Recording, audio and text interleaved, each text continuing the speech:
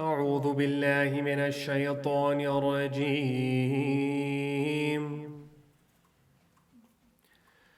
بسم الله الرحمن الرحيم. الحمد لله رب العالمين، والصلاة والسلام على سيدنا وعظيمنا وحبيب قلوبنا وشفيع نفوسنا أبي القاسم محمد.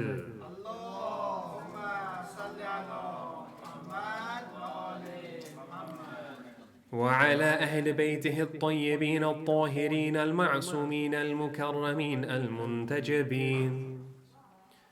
أما بعد، فقد قال الله تعالى في كتابه الكريم: وقوله الحق. بسم الله الرحمن الرحيم. ويوم يعض الظالم على يديه يقول يا ليتني اتخذت مع الرسول سبيلا. يا ويلتى ليتني لم أتخذ فلانا خليلا. لقد أضلني عن الذكر بعد إذ جاءني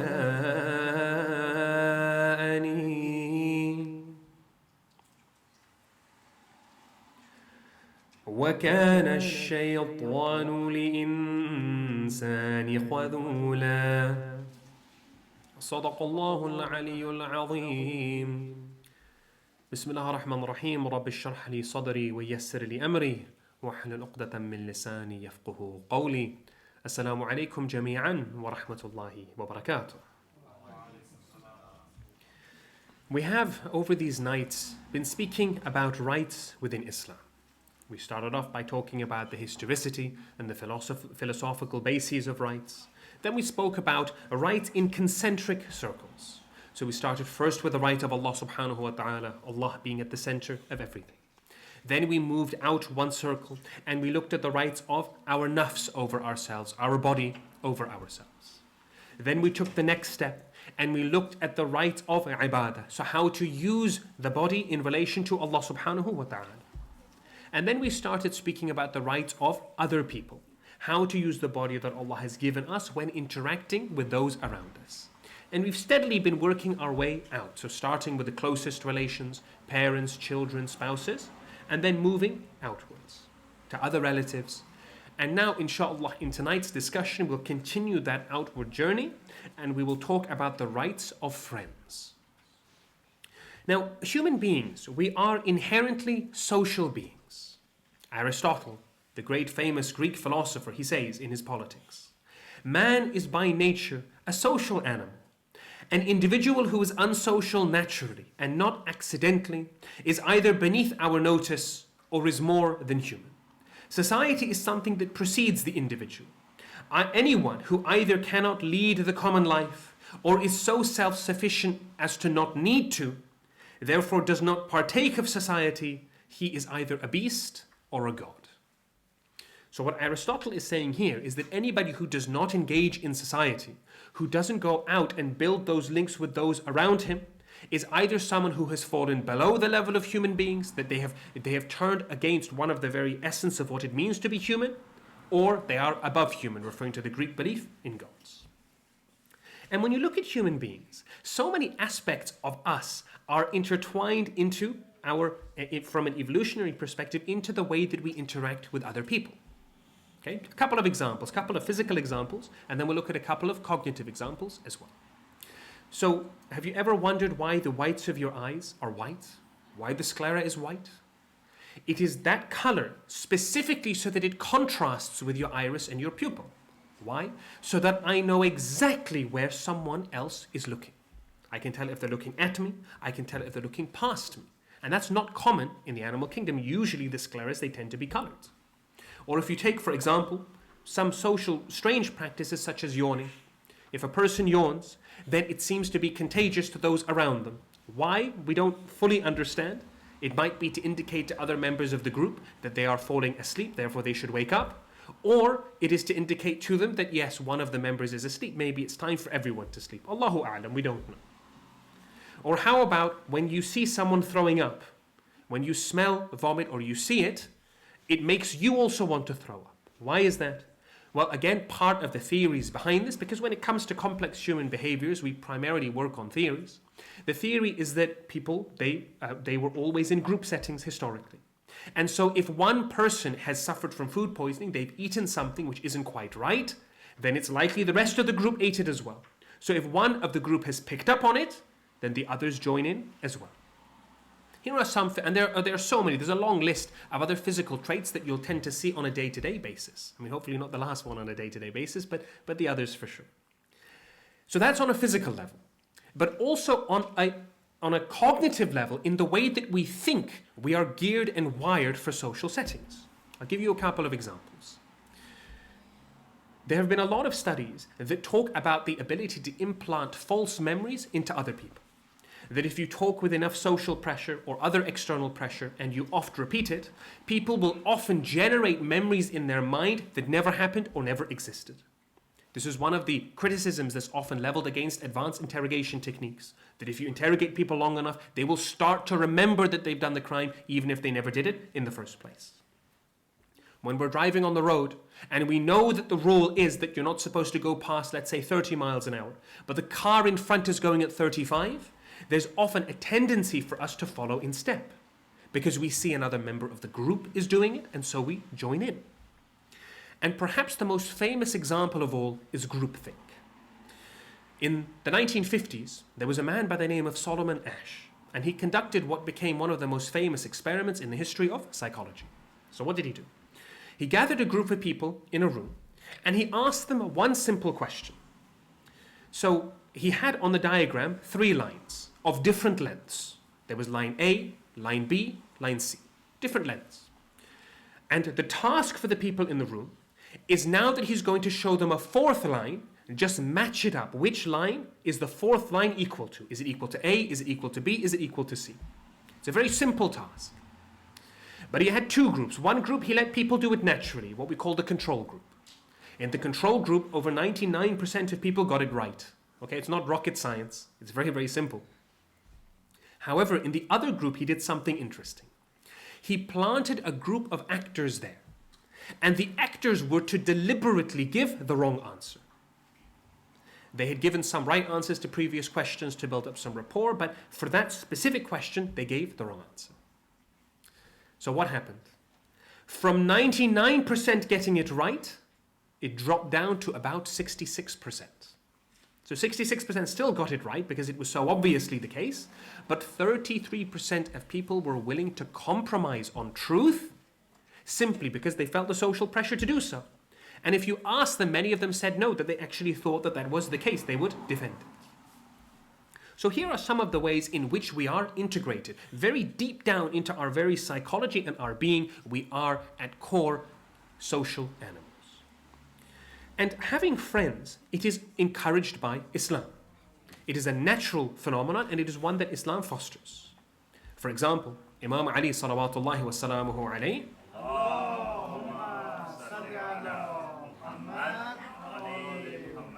he says that not having friends is like being a stranger in one's own land. This is in Bahar al-Anwar. In another tradition, the Holy Prophet Muhammad sallallahu alayhi wa alihi,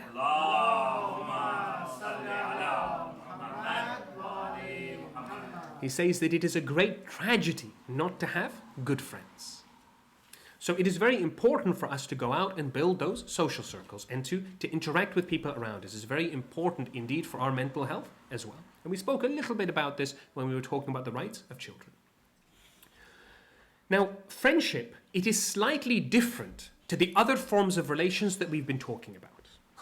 When it comes to parents, you don't get to choose your parents. When it comes to children as well, you are stuck with the children that you have. And so when it comes to familial relations, they have been etched in stone.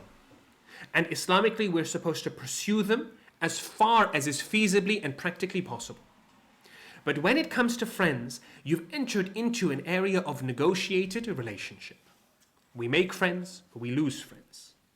And so the dynamics that surround the rights of friends are slightly different to those that we talk about when we're speaking about family members. Imam al-Sadiq, salawatullahi wa salamuhu alayhi. Allahumma salli ala Muhammad wa ali Muhammad.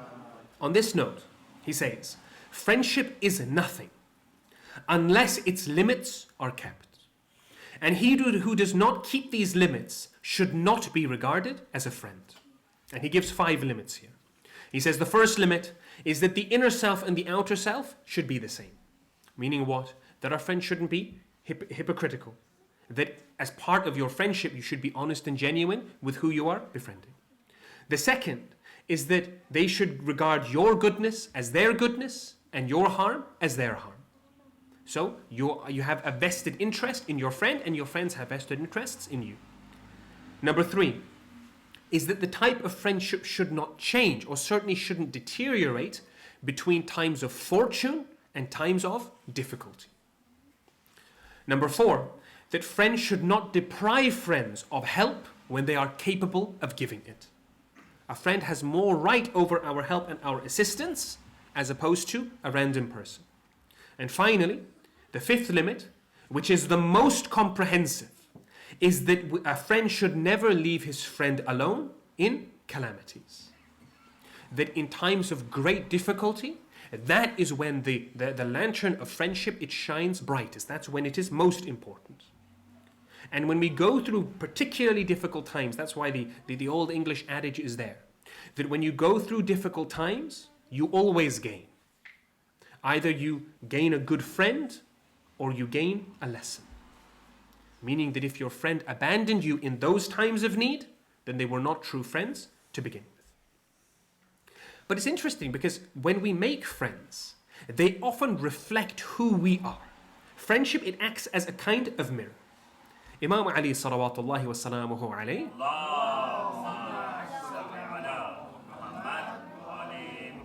he says in Bahar al-Anwar that souls resemble other souls. And those that resemble one another are in harmony. That is why people are attracted, they have a proclivity towards those who are similar to them. And on a more direct note, Nabi Sulaiman alayhi salam, he says in Safinat al-Bihar, do not express an opinion about someone until you recognize the kind of company that they keep. Because a person is known only through the types of friends that he associates with, and is described in relation to the companions that he is close to. There's an old fable that Aesop has collected in his famous Aesop's Fables about a merchant who goes to buy a donkey. And when he arrives at the stall, the salesman, he points towards one donkey that looks pretty healthy. And he says, why don't you buy this one? And the purchaser, he said, okay, I'm inclined but one condition. I'm going to test it, and if it fails the test, I will bring it straight back. So the merchant, he said, okay, fine, that's a fine condition. Because how is he going to test the donkey within a day? There's no way that someone would come to the market and just waste his time by buying a donkey just to return it at the end of the day. So he said, fine. They completed the purchase. He took the donkey back to his stables. But rather than tie him up there, he took the reins off the donkey and he let it go free. And inside his stable, he had lots of different donkeys. Some were working hard, some were spending time together. The donkey he bought walked past all of them, and it went to the corner of the stable and found the laziest, most gluttonous of all donkeys in the entire stable and sat down next to him. At that point, the purchaser, he went back, he picked up his donkey, he went all the way back to the market. And the salesman was surprised. He said, how could you possibly have tested him already? And he said that I recognized his characteristics based on the company he chose to keep. So when we look at other people's friends, we get an indication as to what kind of person they are. But it's always important Islamically, remember when we talk about rights, we first turn the lantern in towards us. And we think about whether we are fulfilling other people's rights. So when we think about the good qualities that a friend should have, should they be honest? Should they be caring? Should they be kind? Should they be compassionate? So on and so forth. The first question we ask is, do we fulfill those criteria? And if not, perhaps it is time to improve ourselves in one way or the other. And that is the first right of friendship. That we be the right friend. Before we look to others, we try and improve ourselves. Imam Ja'far al-Sadiq, salawatullahi wa salamuhu alayhi, he says in Usul al-Kafi, invite people to good without the use of your tongue. People should see piety, diligence, prayer, and good deeds that make you a role model for them. So before we go out seeking good friends, one of the most important things to do is to make sure that we ourselves are a good friend. And one interesting thing about this criteria is that we can write it ourselves. Whatever criteria we think good friends should have, we simply reflect that back on ourselves. That is the first right. The second right of friendship is that we are careful about whom we befriend. There is a wonderful tradition. Imam Ali salawatullahi wa salamuhu alayhi,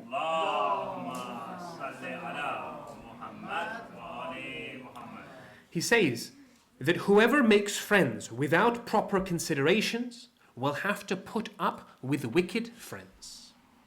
What does it mean? So when you make friends with somebody, what are you doing? So when you go out in your life generally, you will interact with lots of different people. There will be some people who you come across that you will never see again in your life. Some people, their entire life, they have their own existence, and all they will be to you is a light left on in a window or someone in a car on the other side of the road, right? Those kind of people, they don't necessarily have that much of an impact on us. But then let's say when you interact with people on a more regular basis, let's say you go to your local shop and you see the same shopkeeper over and over again, there is some conversation. You build some sort of fickle relationship with that person. They know a little bit about you, you know a little bit about them. And the more you know someone, the more that information exchange takes place. So what's happening? You have a fortress around you. In the center is your heart, is the essence of yourself. And around that essence, you have concentric circles. From the outermost barriers, random people on the street, they won't penetrate.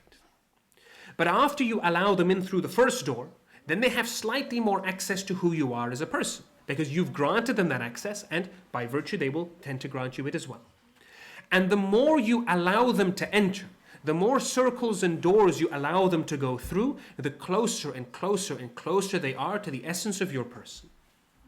And so when you let someone in, when you befriend someone, and you share secrets with them, and you talk about your feelings and your emotions to someone who is unworthy, you have given them weapons that could potentially be used against you. So Imam Ali alayhi salam is telling us to be careful.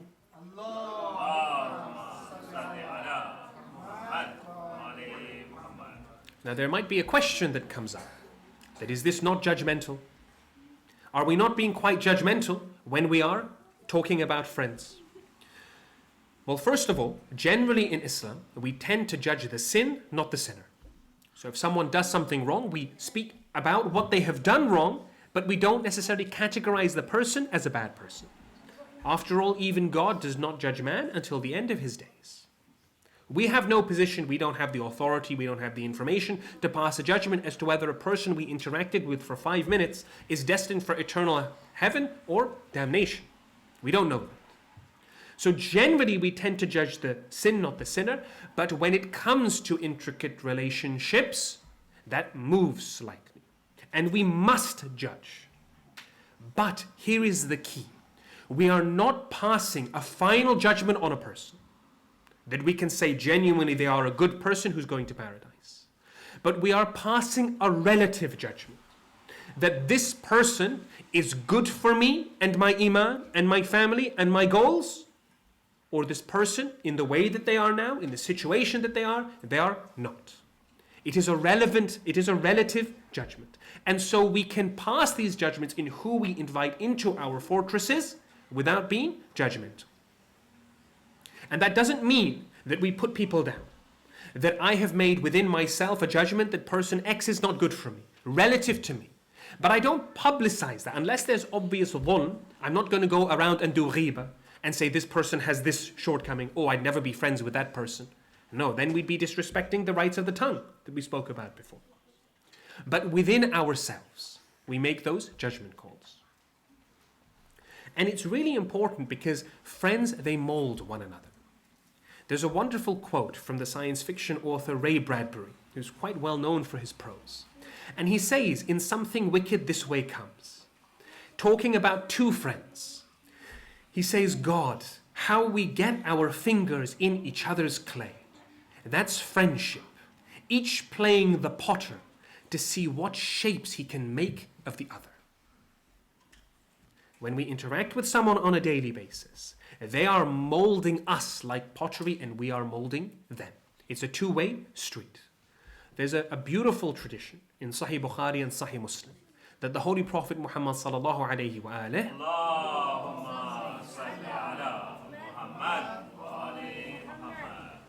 he gives the parable of good and bad company as that of the perfume seller versus the blacksmith. He says that verily the parable of good and bad company is like a seller of musk and a blacksmith.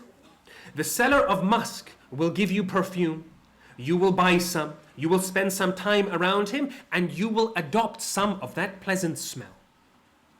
But as for the bad friend, it is like the analogy from the smelling perspective, like the blacksmith, for he will burn your clothes and you will smell a bad smell that we rub off on one another. So number one, the friends that we choose, they reflect us, but also they influence us and mold us. And that is why Imam Ja'far as-Sadiq salawatullahi wa salamuhu alayhi,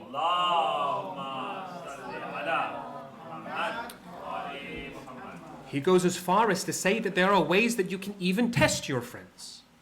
He says in Shaykh al-Tusi's Amani, do not call a man your friend with the true stamp of friendship.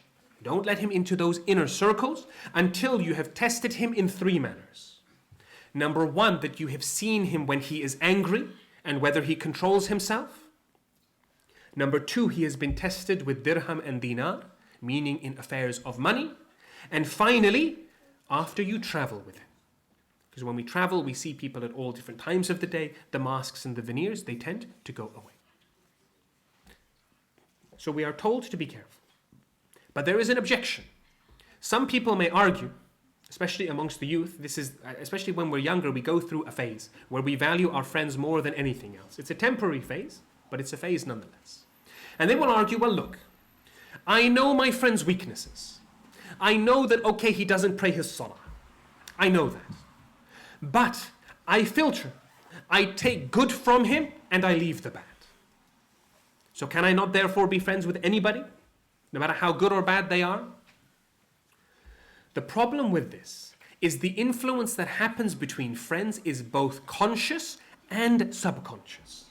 Yes, if you are on guard all the time, you might be able to, through your cognitive filter, take out the negative behaviors, but there will be a number of them that influence you beyond the cognitive level, on a subconscious level. Imam Ali salawatullahi wa salamuhu alayhi,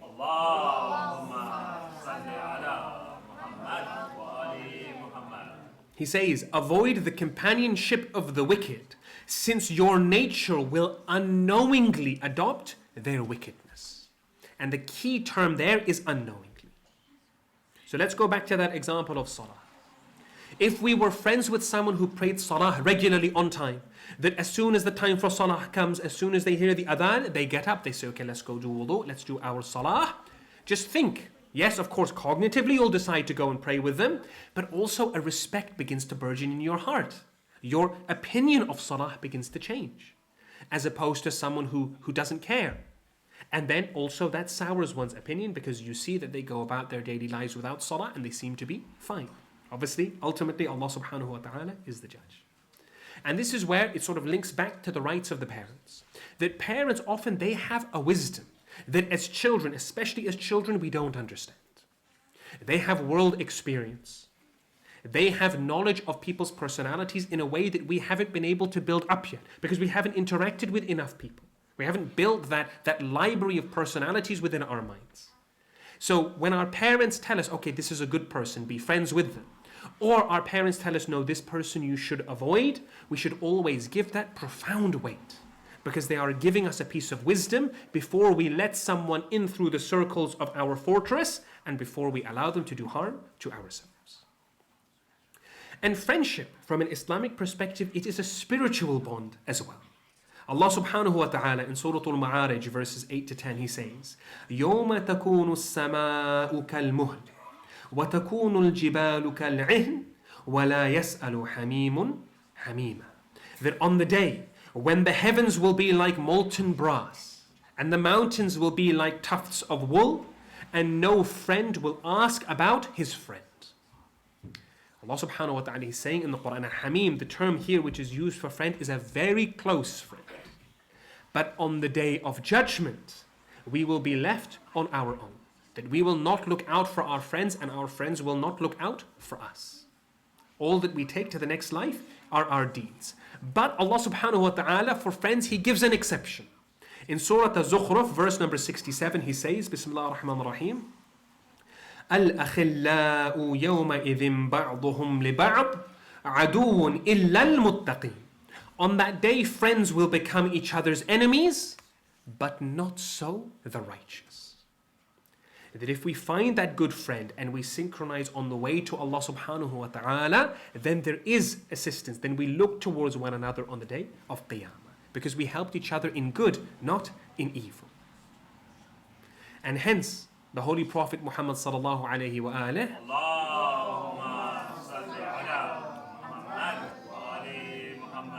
he said that the best of friends is the one who seeing him reminds you of Allah, speaking to him increases your knowledge, and his actions, they remind you of the hereafter.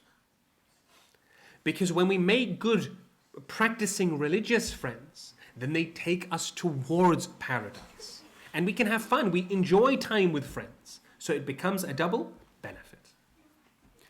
So that is the second right concerning friends. And we are given specific instructions about the potential spiritual harm that can come by making the wrong friends. In the verses that I recited at the beginning, Surah Furqan, verses 27 to 29, Allah subhanahu wa ta'ala says, on that day the wrongdoer will bite his hand and he will wish that he chose the path of the Prophet. He will bite his hand and he will say, woe is to me that I had never taken such and such a person, fulanan, for my friend. And what's quite beautiful about this verse is Allah uses the term fulan, so and so. Now in one respect, He's using it so that it's universal. It applies to everybody. But the other respect is the term fulan is used for someone random, someone who you don't necessarily know. You don't even know their name, so you use the term fulan instead. Allah is saying on the day of judgment, when you are regretting making friends with them, it will be as if you don't even remember their name. That is how irrelevant they have become to your destiny from a positive perspective. But from the negative perspective, you bite your hand and wish that they were never allowed in our lives. So what kind of friends are we to be wary of?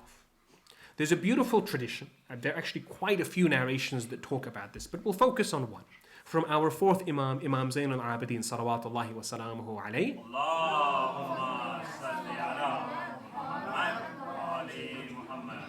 He tells us, this was in advice to his son, Imam al-Baqir, O my son, avoid acquaintance with 5 types of people. The first person is the liar. Because the liar is like a mirage. He will tell you something is far when it is near. He will tell you that it is near when it is far. And he will trick you. So he will deceive you. Whenever it seems useful for him, he can turn against you in that respect. In other words, he can manipulate. Don't make friends with a liar. Number 2, don't make friends with a transgressor and a sinner. Someone who openly sins, because they will sell you for a low price. If we make friends with someone who has no values, then they don't even value your friendship that much. And so they can toss you to the side for any price. Don't make friends with the stingy and the parsimonious people, because if they are stingy, then in times of need, they will not give to you. Number 4, do not make friends with the fool. Because the fool, even when he is trying to help you, might accidentally harm you.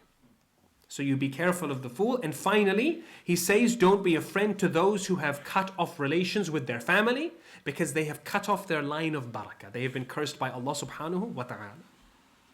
This is in Usul al-Kafi. Does that mean that we only befriend the perfect? Does that mean the only people I can be friends with in this world are people who are very religious, people who are educating me, people who are always praying the namaz exactly on time, who are remembering Allah at all times? Well, not quite. Because such friends are few and far between. Imam Ali says they're as rare as red sulfur. But he draws a categorization. And this is a good way to understand our relationship with our friends. He says in a tradition in Usul al-Kafi that there are two kinds of friends. Friends of confidence and friends of circumstance. The friends of confidence, they will act sincerely to you, you act sincerely to them. They will look out for you, you look out for them. And you conceal their secrets and their flaws and you publicize their good qualities. That is the best kind of friend. And when we find people like that, we try and hold on to them. But the friends of circumstance, he says, are those that you can gain pleasure from. There's nothing wrong with spending some time with them. But you be careful about how deeply you bring them in to your inner circles. You don't prevent them from getting pleasure through you or you through them, but do not expect much more from them. Show them good humor, be cordial, be nice to them, but recognize that they may not be there for you when the going gets tough. So from the Imams, we have three categories of people that we're interacting as potential friends. One is the set of dangerous friends who we avoid. And then the two that Imam has given us here, one are those slightly more peripheral friends, those acquaintances that we spend time with, we enjoy, but they're not necessarily for our good in this world or the next. And then the final set are those who are genuinely good for our spirituality and for our iman, and we hold on to those before we lose them. Another right of our friends is some degree of information exchange. That when we spend time with friends, when we spend time with people around us, we do so in a capacity that we exchange information. Now, what does that mean? Again, when you don't know someone very well, the topics of conversation, they tend to be quite superficial. It's Britain, so we talk about the weather, and the weather's always raining. If we might talk about sports, about the score of the game last night, something like that. But it's superficial. There's not much going on there. And the conversation ends and no one's really benefited. But with other friends, particularly those who we've brought deeper down in our circles, the conversations we have get a lot deeper. We start speaking about those emotions deep down within. We start speaking potentially about our insecurities, about our secrets, about times of need, times of difficulty, so on and so forth. And to a certain degree, this is absolutely appropriate, because that is one of the things that good friends are for, that we rely on. But at the same time, we don't share too much with our friends. Because, and there are a couple of reasons that we get from the Imams. Imam Ali salawatullahi wa salamuhu alayhi,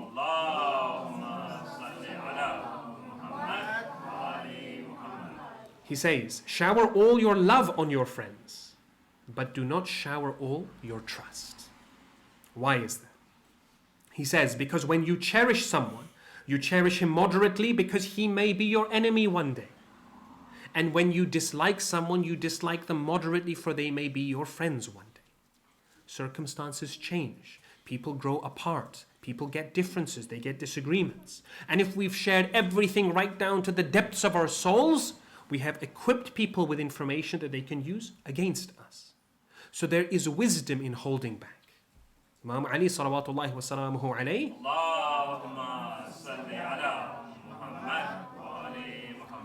he says your secret is your prisoner.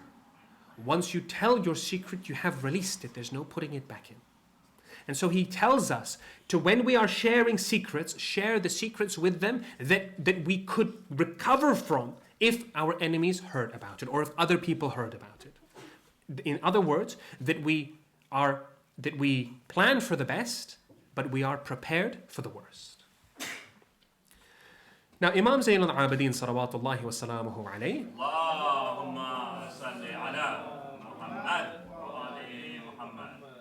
he has two sets of rights in the Risalat al-Huquq for friends. One for the sitting companion and one for your companion or your friend generally. The sitting companion is someone who you're sitting down next to, you're spending a bit of time conversing with. So we'll look at that one briefly before going on to the other rights of the friends. He says in the Risalat al-Huquq, the right of your sitting companion is that you treat him mildly. You show him fairness when vying with him in discourse. Do not stand up from sitting with him without his permission, though he can get up without your permission, and you should forget his slips but remember his good qualities and say nothing about him but good. So we'll dissect that quickly before moving on. So the first is he says interact with them mildly. And that is one of the general characteristics of a good Muslim, that they are kind people. They are soft in the way that they speak to others. In fact, the Holy Prophet Muhammad sallallahu alayhi wa alihi,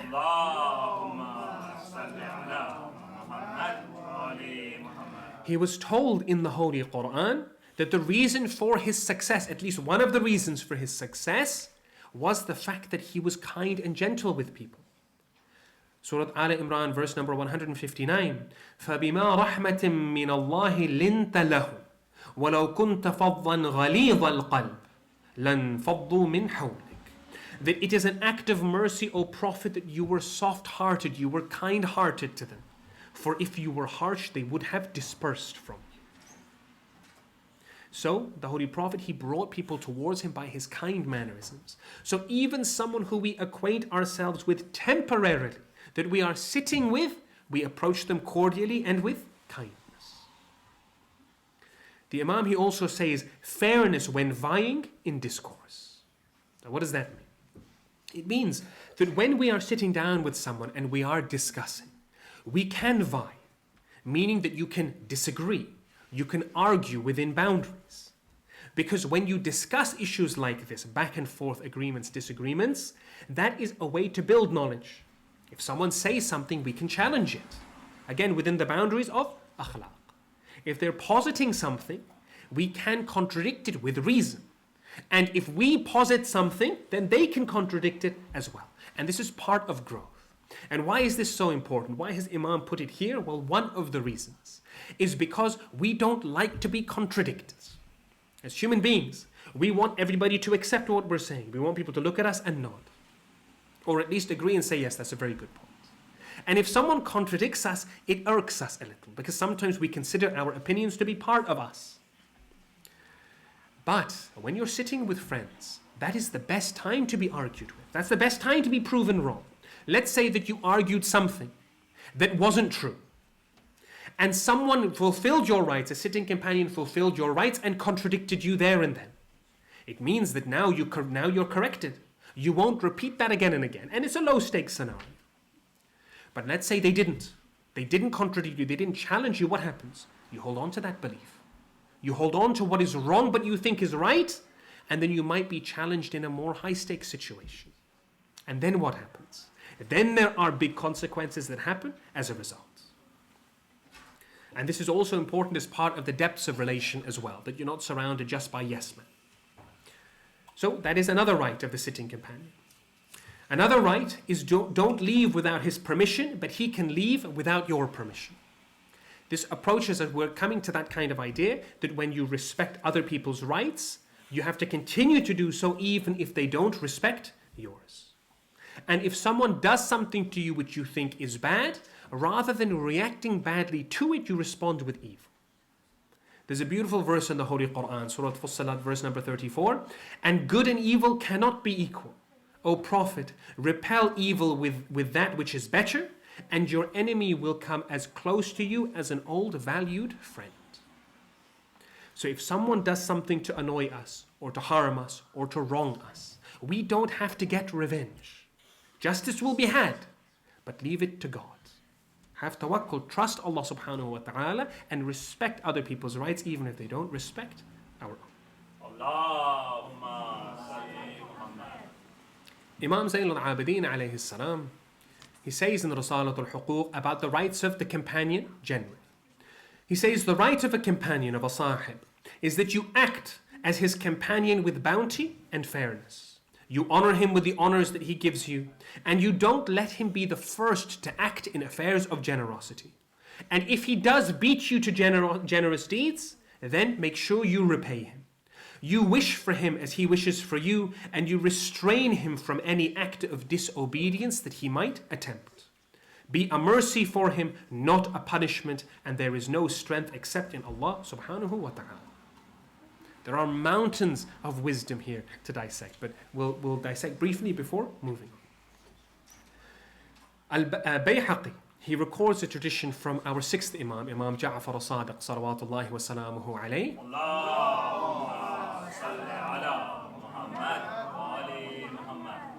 He says, if you hear something about your brother that you reject, make up an excuse for him.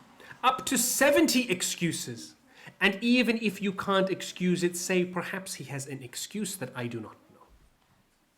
If someone is trying to defame your friend, if someone is trying to spread rumors about your friend, unless there are clear cases of a dhulm, of oppression, which we'll go on to speak about, we look past them. We give them excuses after excuses after excuses. We don't allow the opinion of other people to infiltrate us. Because that person who has become our acquaintance, who has become our friend, they let us into their circles just as we let them into ours. They have some right to be given the benefit of the doubt. Imam, he goes on to say that you also honor them. And when we honor a friend, what does it mean? It means we respect them. It means we raise their status. Imam Ja'far al-Sadiq, salawatullahi wa salamuhu alayhi,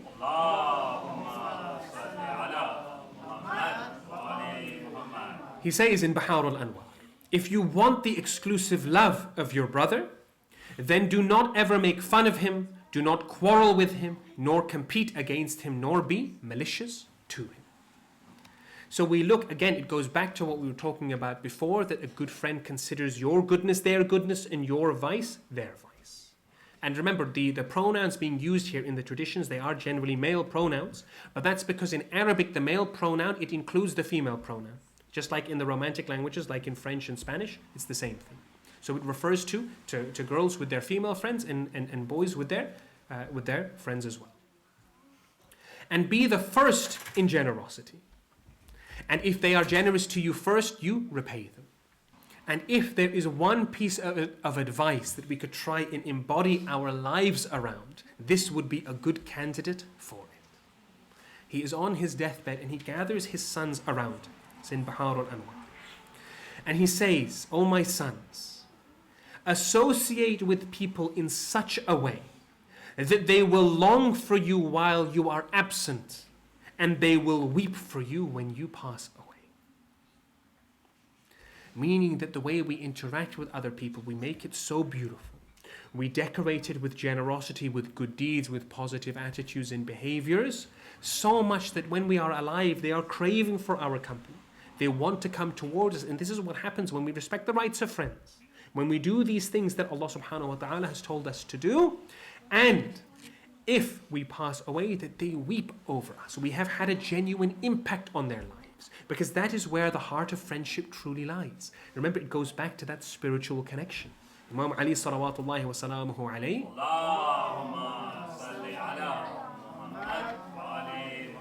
he says the truest friends are one soul divided between two bodies. And we see examples of that with Ahlul Bayt. There are countless examples from the life of Imam Ali alayhi salam and his friendship with the Holy Prophet. But let's just state one example.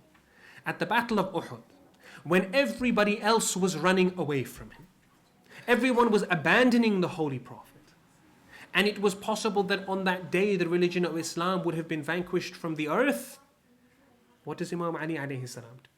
He stands in front of the Holy Prophet and he defends him and he fights for him even though he was so outnumbered. And there are traditions which tell us about the way that he was injured. Now, once the battle was over, what happened? He didn't treat his own wounds. The first thing he did is he went to the Holy Prophet Muhammad sallallahu alayhi wa alihi,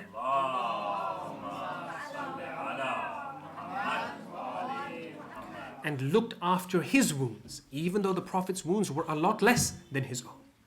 So live in such a way that when you are alive, people crave your company, and when you have passed, they mourn over your passing.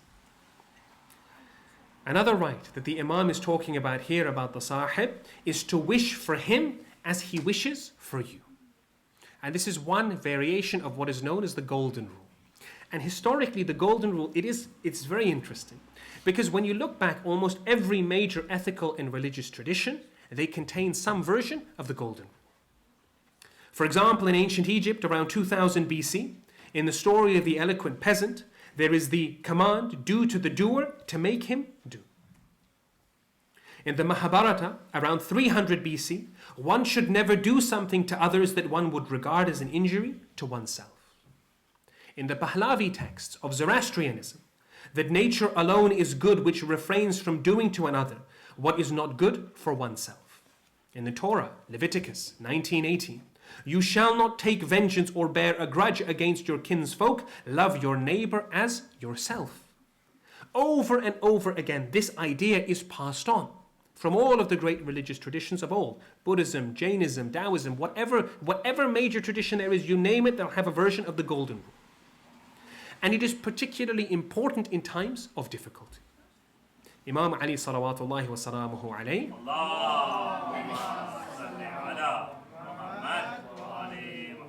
he says in Nahjul Balagha, a true friend is only he who regards his friend in three situations: in ordeal, meaning in difficulty, in absence, and in death. The greatest friends are those who come to our aid in those times, when we need them most. And that's part of the purpose of making friends. So that when we're on the back foot, they're there to give us a lending hand. But at the same time, alongside all of this honor that we give the friend, a right upon them is nahi anil munkar, is to forbid the evil as well and not to assist them in the ways of shaitan.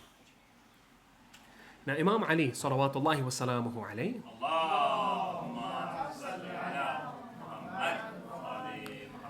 he says that a sincere friend is one who advises you with regards to your shortcomings, protects you in your absence, and prefers you over himself. So when it comes to shortcomings, we have a friend that is willing to point them out. When we have faults in our personality, we're often blind to them because we see the world through the lens of our own experience. So we might be carrying faults on us that are obvious to other people, but are not obvious to us. And if we have good friends, they have the courage to come up to us and stop us and say, excuse me, there's a problem with this, or there's some dhulm here. And we have to recognize when someone gives us genuine criticism, we should be grateful for it. We take it and we thank them because they have reached in a place we couldn't reach, outside of our experience, and they have given us advice. Another right of our friends is not to take their enemies as our friends. The first Imam, he says, do not take the enemy of your friend as a friend because it will antagonize your friend. What does that mean? It means that if our friend has enmity with someone, number one, if they are our friends and they are good friends, they probably have good reason for it.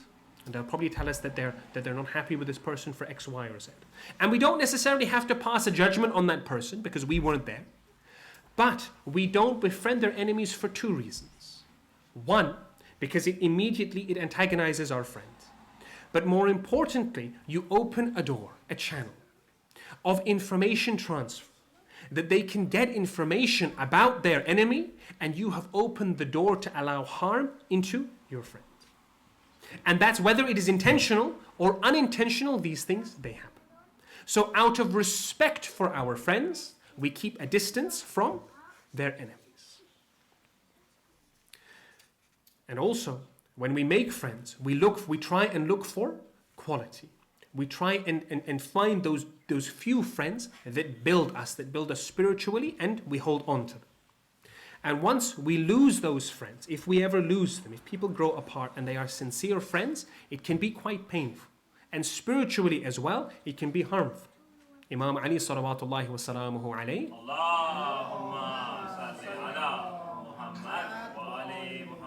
he says, one who loses his sincere friend, whose friendship is with him for the sake of Allah, it is as if he has lost a part of himself. But at the same time, he recognizes in Nahjul Balagha that friends can grow apart, and if for whatever reason it is no longer for your benefit, let's say they develop some of the traits that friends shouldn't have, and distance begins, Imam still says, don't close the door. Don't formally cut. Leave it open. For if they recognize their mistake, or if circumstances change, or you come back together again, then you foster it. So here are some of the rights of friends as per the Islamic tradition. But again, those true sincere friends, they are difficult for a couple of reasons. One, because those qualities are rare. But number two, when we embody good qualities in ourselves, it attracts people towards us, yes, because we are embodying the divine light. We are reflecting Allah subhanahu wa ta'ala's message, but at the same time, it can introduce hardship. If, for example, we're very careful about our money, and someone is pushing us towards haram, and we insist on staying on the halal, those kind of friends, they might move away. And it's a good thing, of course, that influence isn't there. But it can also make one lonely. The Holy Prophet, he said, that Islam started out as something strange, and it will again revert to being strange. So my salam upon the strangers. And there are times in our lives where we stand for good moral, ethical issues, and as a result, people, they move away from us. And this is a great test. It is a great difficulty. And it is one that the Ahlul Bayt went through time and time and time again.